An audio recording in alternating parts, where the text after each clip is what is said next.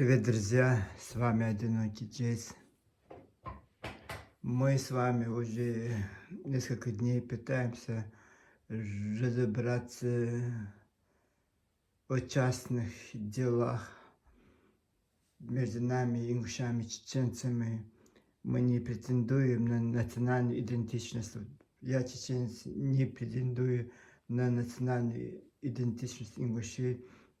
Я не претендую на их музыку, я не претендую на их танцы, я не претендую на их горы, на их реку Ассу, я не претендую на этот Курхас и, и музыку, вот типа такое. Я, если честно признаться вам, только одну песню я слушал ингушскую, которая пела и Рая Евлою. Так получилось, что моя мать слушала, я ребенка эту песню слушал. Мне сложно было понять, почему она ингушская, потому что слова почти я понимал, но не полностью, конечно. И, может быть, не знаю, это от того, что мы жили раньше вместе в одном доме под названием Ингушетии. Срослись все вместе, и казалось, это как живой организм, как единый организм. И очень это казалось естественно, что мы вот это, что я понимаю ингушскую речь, потому что я знал по учебникам истории, по географии, по истории, и что мы братские народы, когда-то был один народ, а потом по воле судьбы, по желаниям, не знаю, или по злому року, короче, дорожки разошлись, и мы сейчас два субъекта, два идентичных народа, один выбрал легкий путь, другой более другой путь. Вот из-за выбора дороги наши пути разошлись. Не потому, что мы не понимали друг друга, не потому, что не ели одну и ту же еду и не дыхали свежий воздух одних и тех же гор, а потому что просто каким-то захотелось славы, кому-то захотелось, знаете, или прикарманить народное добро, и такие есть люди алчные, жалкие, ничтожные. Вот кто-то вот просто из-за плохого, из-за своего, ну там, нехороший человек с самого начала, и он решил вот своим соседям, своим братьям сделать плохое, назло, назло. Все у этих ингушей уже 200 лет, 250 лет делается зло на зло чеченцам. Мы раньше их терпели, потому что были вынуждены терпеть, потому что одна братская республика, один народ, и мы старались как-то ужиться. Иногда им прощали их проказы. И очень много, вот они, очень много грозненские, которые жили в Грозном, вот они знают, какие они были братья в кавычках, и какие они были мужчины. Конечно, ну, было вот такой... Я не историк и не веду исторический блог, вот небольшой экскурс в историю. И вот это сейчас, речь не об этом, а речь о нашей культуре, о нашей музыке, о наших танцах, о нашей самоидентичности, которую ингуши вдруг захотели присвоить себе. Вы знаете, вы, наверное, кто пишет, человек, кто романист, кто писатель, кто музыкант, кто композитор. Вы представляете, человек всю свою жизнь трудится, создает это произведение. И вот этот, потом какие-то непонятные люди это где-то там вот это решает присвоить его себе. Представляете, человек не может, даже его потомки, его сыновья, дети не могут воспользоваться плодами вот этого творчества своих родителей. И вот где-то в Ютубе эти проходимцы это регистрируют, что это наши национальные танцы, национальные песни. И вот этот автор не может там ничего не опубликовать, ничего не создать, даже отключает монетизацию. Это его произведение, но какие-то козлы его украли и присвоили, они себе, а вот у них хитро, это народы, это история Ингушии, это музыка, народная музыка Ингушии, народные танцы Ингушии, вот ингушам присвоивают, и все, и человек, представляешь, сочинитель, автор не имеет права воспользоваться своим плодом своего труда. Вот речь об этом, кто поет, не поет, вы переключиваете, вы хотите вот это все перекрутить, на черное указываете белое, на белое указываете черное. Речь об этом. Вот это вы не перепоете, даже не плагиате, вы нагло присылаете себе чужую. И вот я ждал, я 2 ролика выпустил, ждал. Вот хоть один ингуш приличный, он же знает, что это, кто в Советском Союзе жил, в Чечен-Ингушетии жил. Он же слышит эти песни на чеченских языках. Он-то знает, кто это работает в филармонии. Эти твари, они же работали в филармонии. И на гостелерадио, ЧССР. Везде они были. И вот хоть какому-то совесть проснется, нет ни одного человека. 700-800 комментариев появились. Вот отбело себя. Если это дело касается чеченцев, какая разница? Это, что ингушское, это чеченское, что чеченское, ингушское. Вот так. Когда это дело касается наших чеченцев. А потом, а что, нельзя перепеть, а что нельзя петь? Это мы же один народ. Вот это все. Вот, чеченское это общее, а вот ингушское это нет. Чеченец туда не может примазаться. Чеченец не может сказать, что это моя песня. Чеченец не может его спеть. Даже Тхет Хамзат, их веста улитка, вот спела на этой фане ингушской башне эту песню, набросили все на эту бедную несчастную девушку. И мать 4 детей, вот почему-то на чеченском языке спела эту песню. Ну, вот такое. И вот я поэтому говорю, вот авторские права нарушаются, они грубо попирают права, и вот делать вид, что это не происходит, я, конечно, не могу. Есть многие ингушских сайтов, где имя чеченские песни, они стараются, что на русском языке, даже чеченские известные мелодии, без авторов они ставят какие-то один тон, вот это, и вот типа, вот есть группа «Война Хандок», ингушская, вот это «Война Хандок». И вот тоже чеченская песня, известна даже в 1930 году снят фильм про чеченцев, и вот там эта музыка звучит, но на русском языке, я слушаю на чеченском, очень красивые мелодии, и сейчас вот уже хотят пригреть руки, ее присвоить себе, потому что вот это. И вот эта «Война Хандок» как-то поместил странно, и сказать, они говорят, это чеченское, это ингушское, а другие, которые вот это там увидят, они сделали, а вот, смотрите, хорошие песни, прибрить руку, и какой-то другой ингуш, который ни стыда, ни совести, возьмет и где-то поместит, и даже заявит авторские права. Вот в Ютубе везде заявят авторские права, и все, и, типа это наши. Потом я чеченец скажу, это не ваше, это я ребенком это слышу. Нет, это не так.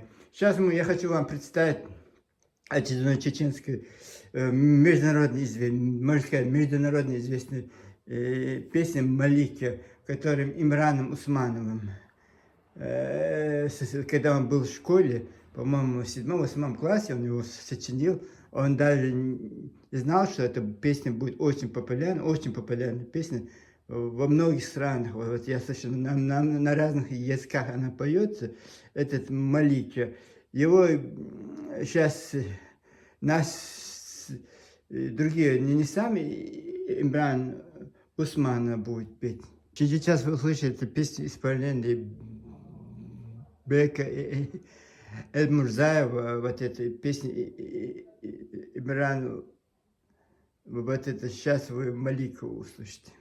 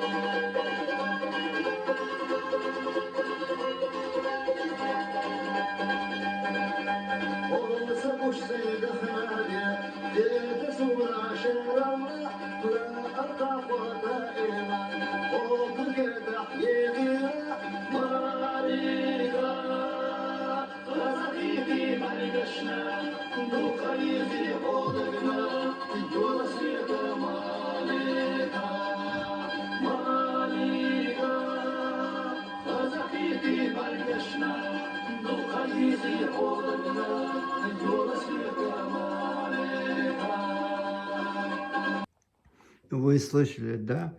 И я боюсь, что через лет 10, 20, 60 лет, больше 60 лет тому назад, когда э, Эмиран Усманов учился в школе, сейчас он Дагештоцен, он умер. И вот так эти старинные чеченские песни, мы утверждаем, что их даже есть знаменитые писатели, которых мы написали. И что бы мы ни говорили, нет, это наши Тамара Яндеева с Русланом Орбековым перепели все, это ингушское. И вот так, речь о не плагиате, речь о родстве чужих произведений. Бедные эти автора не могут никак, даже не только автора, они многие давно скончались. И вот их потомки, их внуки. Вот если я был бы вот внуком известного певца, конечно, я бы захотелось, мне бы захотелось бы вот для своего дедушки или дяди, или, я не знаю, отца, если у меня отец был бы певцом, вот какой-то в Ютубе где-то собрать коллекцию его песен. И я не смог бы, потому что кое-кто другие заявили об этих правах, и они уже давно регистрированы как национальное ингушское достояние. Вот о чем речь. И вот потом два вот этих ролика, которые я выпустил, имел, конечно, вот первый ролик вообще почти 7000 человек посмотрел, больше 800 комментариев. Я некоторые удалял, потому что слишком, знаете, пользоваться в эти демократии, это не только вам строчит гадости. И я не люблю, вот я стараюсь их они убирать, потому что это, и я же тоже говорю свое мнение. Может, человек хочет сказать свое мнение, но вряд ли это их мнение, потому что под копирку все вот это делать. И вот стараются вот по-всякому. Вот они видят, что кто-то за меня заступается, и с ним начинает его обрабатывать. Вот это Адам там Щепокляк, как она достала. Или мне такое чувство, я сперва думал, что это Элла Гагиева, но вряд ли она редкостная. И вот вряд ли она бы вот так, это культурно, что-то старается писать, но все равно свое ингушское показывает. И мое достоинство хочет опустить. Все вот эти всякие туда заходят, и все со всеми чатятся. Сотни она уже написала комментарий, сотни. И достали вот такие люди, которые, по-моему, Лейла, но она, видно, что по его почерку, по его вот это, видно, что она какой-то научный работник или вот простой человек так не может писать изощренно, там тонко.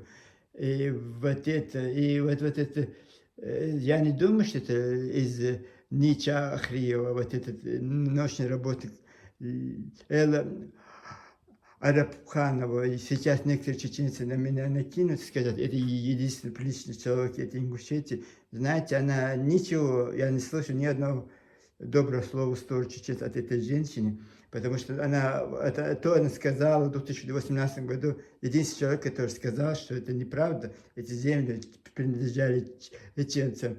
И то сказала, защищая главу свою республики. Не потому, что она хотела правды или хотела вот эти, да не знаю, просто чтобы защитить главу своей республики. И только тогда она вот так это сказала. А потом приходит на это телевидение Ингушетии, телеканал Магаз, всякие про Чингисхана рассказывают.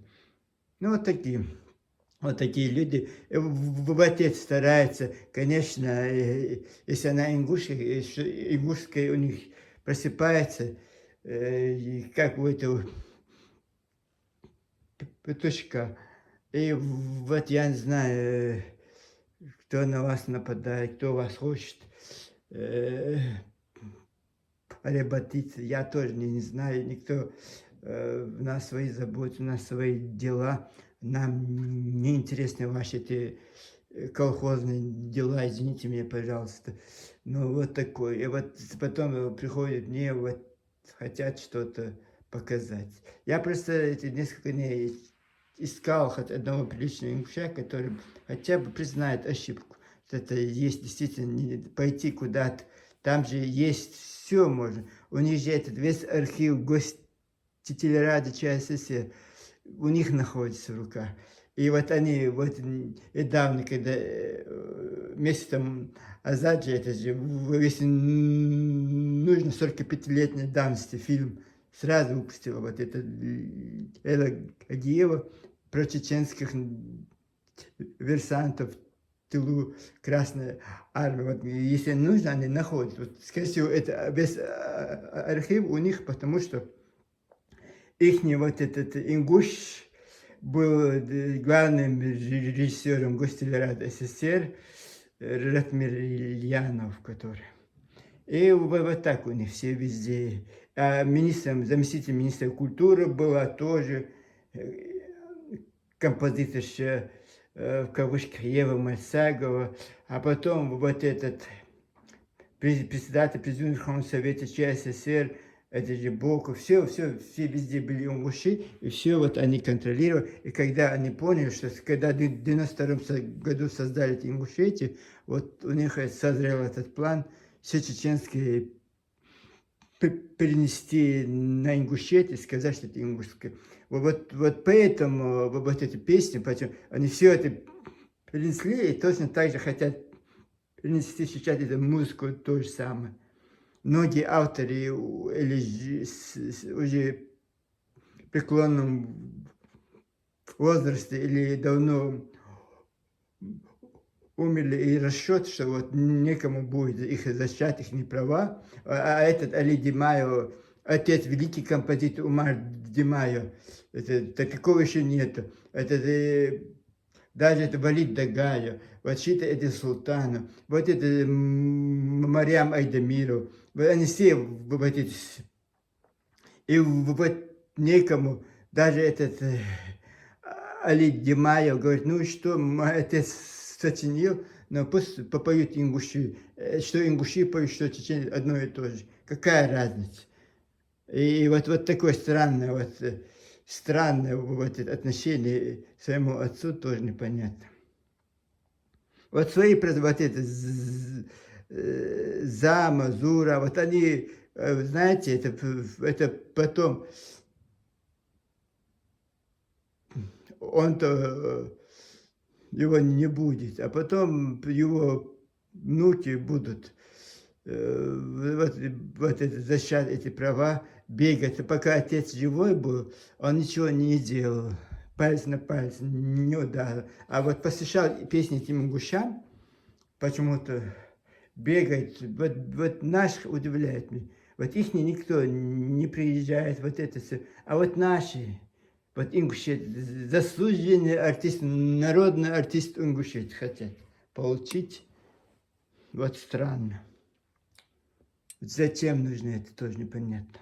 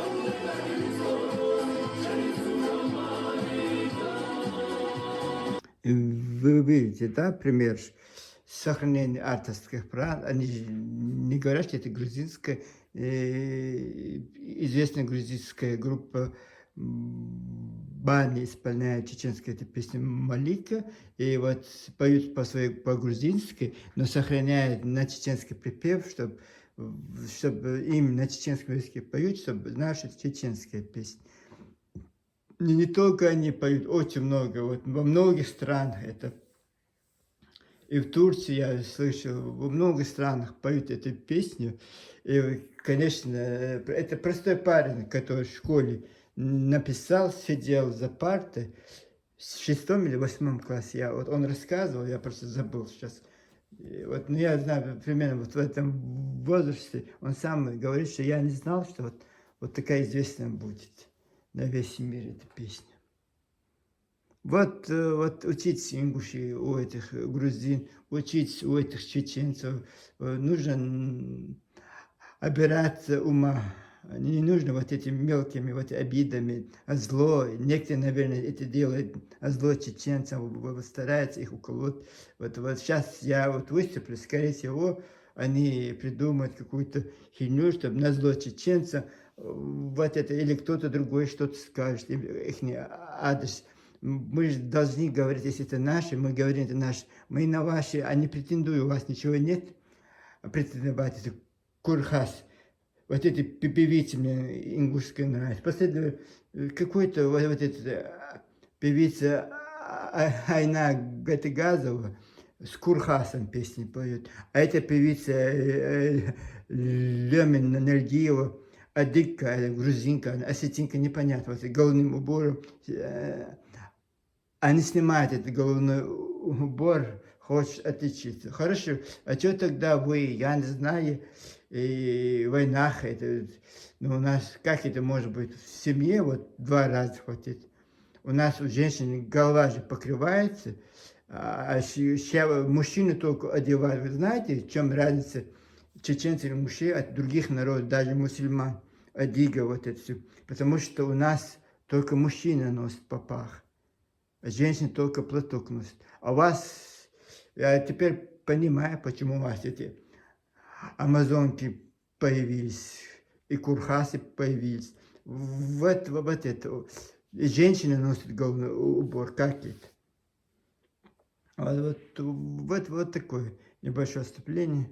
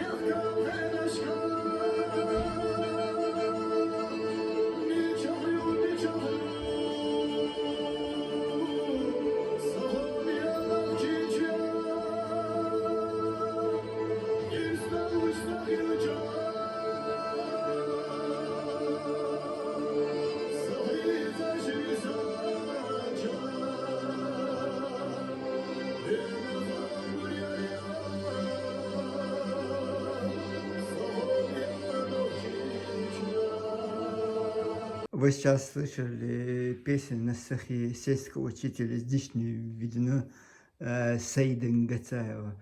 Знаете, Чечня очень много талантов. Вот это Ищали учитель, тоже в средней школе №1, вот этот Ганая тоже очень красивую песню написал. И вот я, конечно, хотел бы снова вам его, чтобы вы вспомнили про свое детство, молодость, я не знаю.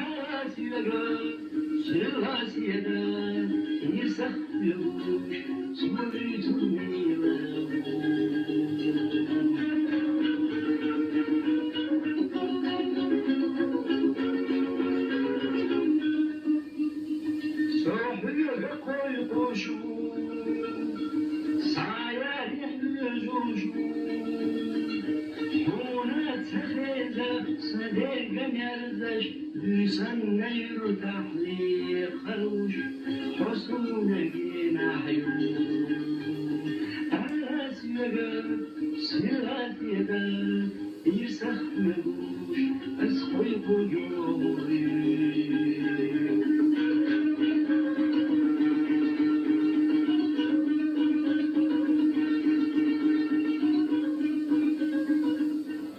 Только что услышали мелодию музыкальной композиции светского учителя из города Шали, средней школы номер 1, Алхазур Ганаев. Он автор вот этого произведения, Алхазур Ганаев, сочинил в советские годы. И вот очень много, тысяч композиций у чеченцев, тысяч, так как сотни певцов, певиц, там, танцоров, вот это.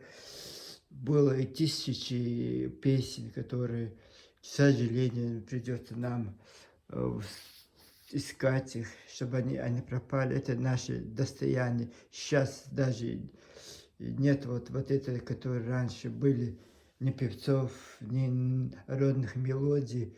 Да, бывает эстрада, сейчас вся эстрада, поэтому нужно стремиться к корням своим. Нужно жить, конечно, будущем, а вот к национальным истокам, прошлым можно тоже стремиться, потому что человек без культуры, он, знаю, это не нация.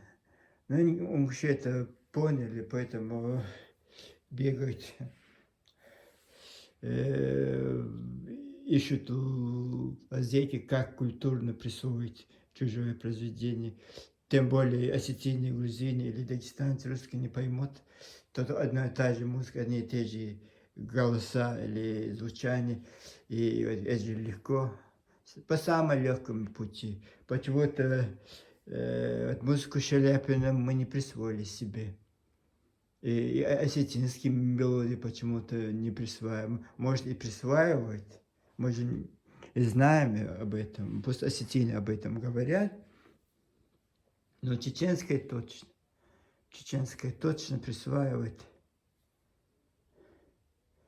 И вот такие, даже Саид Гацаев, я его знаю, потому что с ним, когда я был молодым, я встречался с ним, тоже вот такой обычный человек, и вот этот мечаю Сагоми Нахчичу, вот этот автор, вот это слово, это поэт Саид Гацаев, а вот автор, вот этот Тхайор Тахтинаду, еще другое название этой композиции, Сирус Сед Алхазур Ганаев и Шали. Вот таких сколько было. Хасмагмед Хаджи Муратов, который пел Ибрагиму 23, которые песни на русском языке. Очень много русских студентов, очень много. Чеченщина тогда было, конечно, интернационально, проживало очень много русскоязычных. И вот почему-то наши чеченские мелодии очень шли. Сейчас я просто сегодня, знаете, я мало говорю, потому что у меня сегодня днюха. Я с работы пришел, хочется быстро, иначе я не хватит мне ни на что с вами воевать, с вами, я не знаю. Я не объявлял вам войну, конечно, вот вы объявили мне, и вот как это низко, как это это вас, они унижают, товарищи, вообще вот такое какое-то подлое отношение к другим людям, какие-то мелкие вот эти пакости, и вот я удивляюсь. Потом они говорят, что я что-то придумаю, надумываю, знаете, фактаж у нас есть. Потом я вот это Аймана Айдемиров сравнил, там если всех ингушских исполнителей собрать, подметка не годится, прискакали. А наш Идрис Базорти, на 90 языков переведено его произведение. Даже солдаты в воинских частях цитировали вот эти строки из этого По-моему, Идрис Базоркин не ингушский писатель. Кто вам сказал, что он ингушский писатель? Ваши Ингушетии созданы в 1992 году. Он даже ни одного дня в вашем Ингушетии не прожил. Он чечен-ингушский писать, и то, я не знаю, это у нас очень много маститых писателей были. И вот почему-то вот это еще непонятно кто. Вот мать, как это, представляете, он родился в 1911 году, 1900 начало вот этого века, у нас разве были между национальные браки, это вообще это сложно представляется. И вот это еще не просто русской или крестьянкой, казачкой, а гражданка Швейцарии. Девочка у него, этого Идриса Базоркина, по-матерински француз. Да, это ингуш. Сама и фамилия это Базоркин. Это тоже ваш ингушский? Вот переведите мне, пожалуйста, вот этот, что означает вот фамилия Базоркин. Вы мне не вот это, по отцу, отец офицер царской армии, был эмигрант, в Персию уехал, против советской власти, в Персию уехал, он, скорее всего, воевал, а потом уехал в Персию. Девочка, царский генерал, первый ингушский, один из первых царских генералов ингушей, вот это девочка Идриса Базоркин. Странно, сам он родился в городе в Варшаве, Российской империи. Вот у меня двоится, товарищ. Это вы сейчас цитируете биографии КГБ НКВД СССР, которые сочинили для него, что вот он родился в вашем этом Базоркин, не вашем, а осетинском селе Базоркино, и вот это, и вот вы цитируете советские вот эти автобиографии. А есть еще реальная биография, которую он сам же это все рассказывает. Я не придумал. У меня 40 страниц его биографий печатных. 40 страниц. Я что придумаю, сижу, а потом на 90 я языках, ой, какой такой враг советской власти, сын белогвардейца, плюс дедушка царский генерал, самый знаменитый писатель всех времен и народов. Только КГБ разрешало пересдавать эти книжки. Только все КГБ СССР. Даже Центральный комитет Коммунистической партии Советского Союза все контролируется КГБ. И вот если их не агент, конечно, на 1000 языках издадут, если нужно. Специально. Вот подняться, вот им нужен. Потом сидит в Орджоникидзе и пишет: ой, меня преследует КГБ Чечено-Ингушской ССР. А он достиг от Грозного до Орджоникидзе 100 с лишним километров. Сидит 100 тысяч, как будто бы на Марсе живет, и вот никак КГБ ЧССР его не может оставить. Очень такая духи НКВД. Все. И когда было НКВД, когда был Сталин, то же самое, бегал по этим воинским частям. Это я придумаю.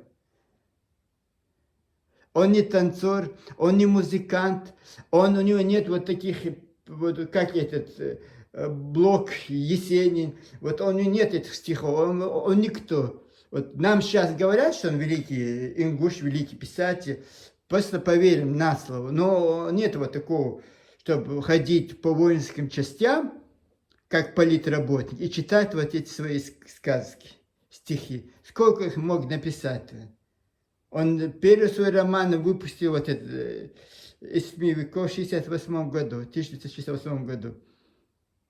После выпуска этого сперва, потом ингуши, конечно, он подготовил. В 1969 году из ссылки приехал Исаак Кадзою. И вот они в 1973 году в Грозном, конечно, устроили вот это. Это не сами они, с помощью КГБ СССР. чтобы чеченцев рассчитать их авторитет, а потом любой вот этот чеченцев даже сразу все пальцем, чтобы русские могли тикать у вас, и своих поставить, своих русских поставить, или ингушей, своих агентов.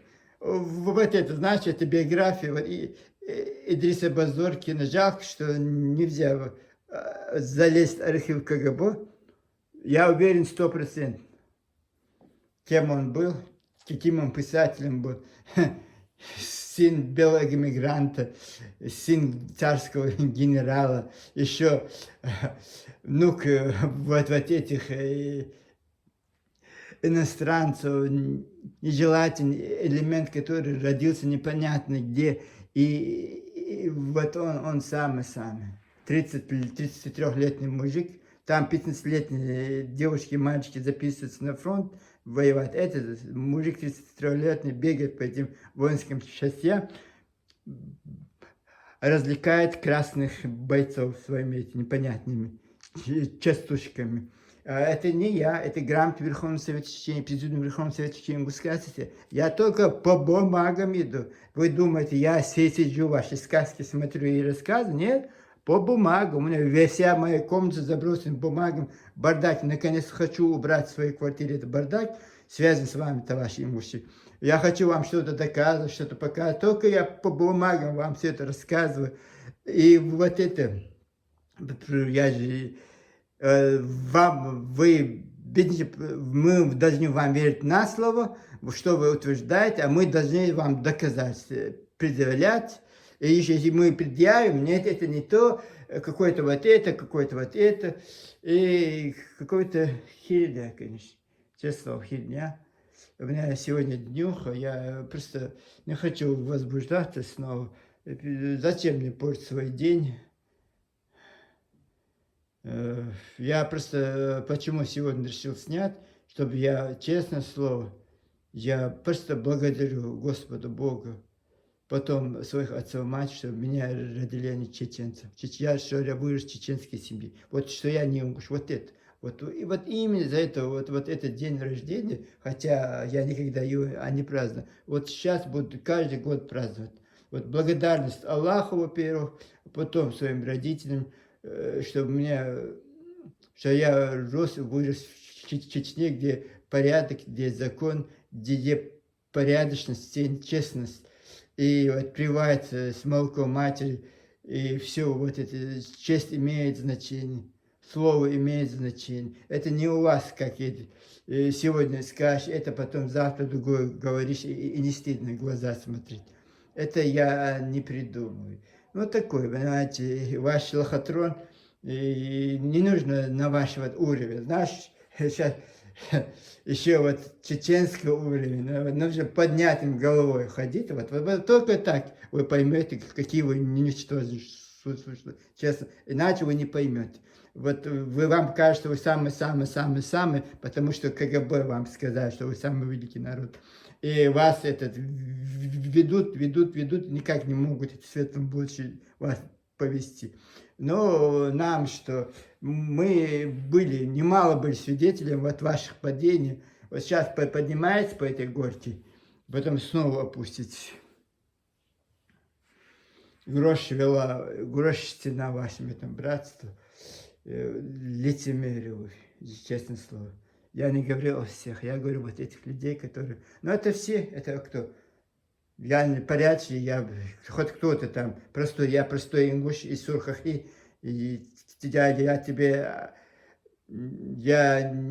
говоришь очень резко, и я не могу согласиться с твоим доводом, но это то, что ты сказал, вот именно вот это, правда. Я это свидетель. Вот это ни один человек у вас не сказал. И не скажет, никогда не скажет. Вот 2018 год вам показал, кто вы такие. Какие вы легкомысленные, какие вы редкостные.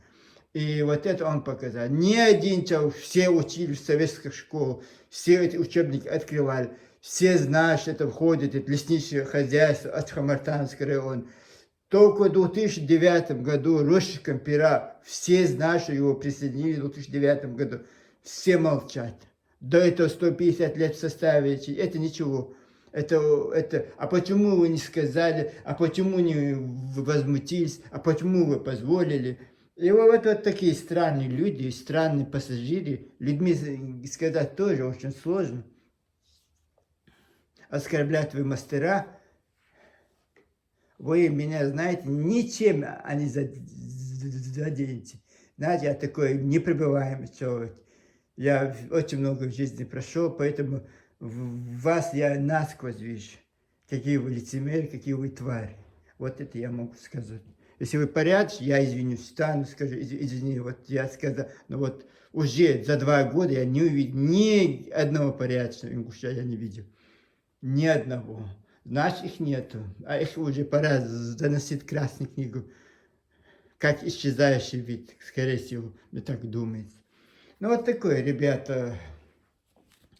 Я вам говорю, это не вы только умники. Мы тоже можем это рыться в этих бумагах. Мы тоже можем смотреть эти записи у нас есть.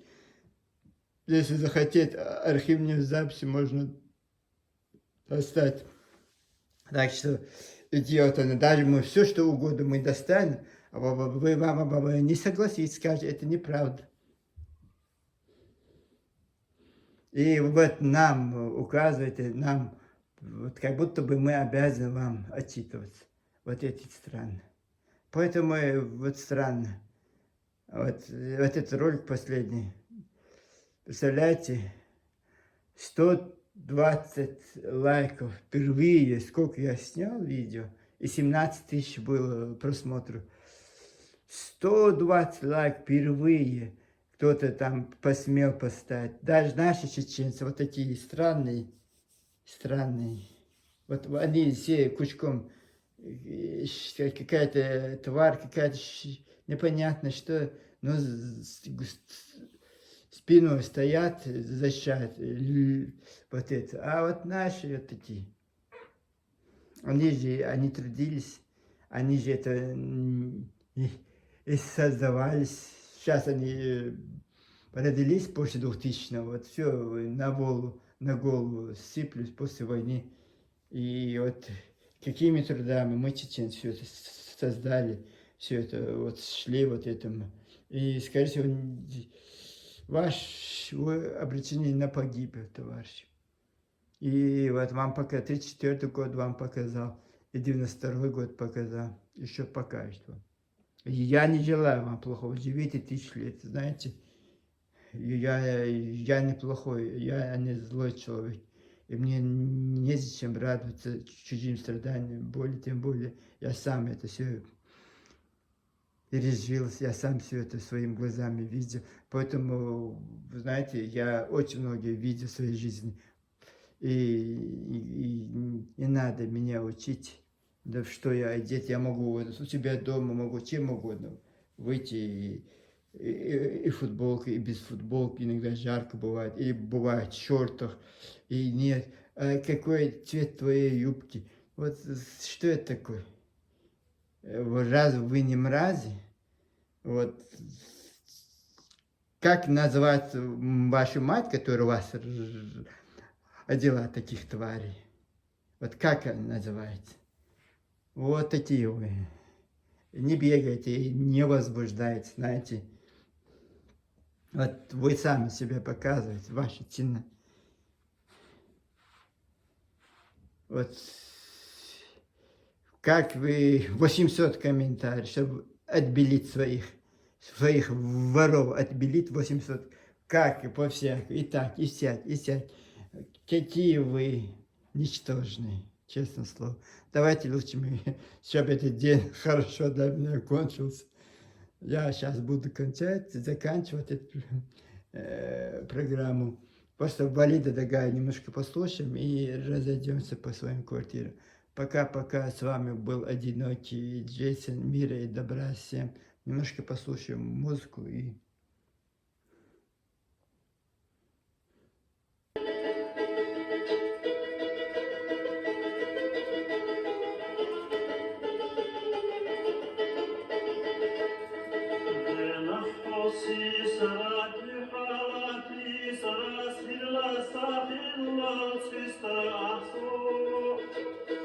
Some Thank you.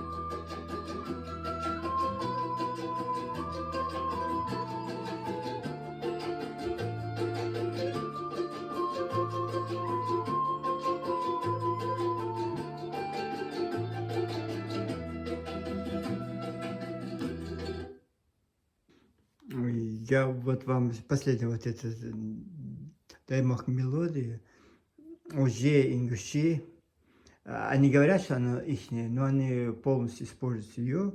Они говорят, что это чеченская мелодия. По-моему, Имран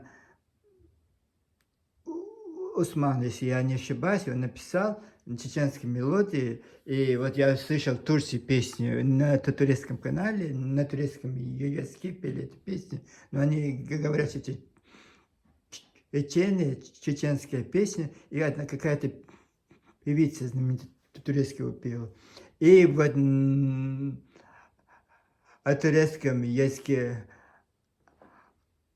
И вот этот Хава Абадиева, журналистка телеканала «Ингушетия», я не знаю, чья она, репортерша, вот снимал часовой фильм про депортацию чеченцев Ингуши, не про депортацию Ингуши, про чеченцев она ни одно слово не говорила.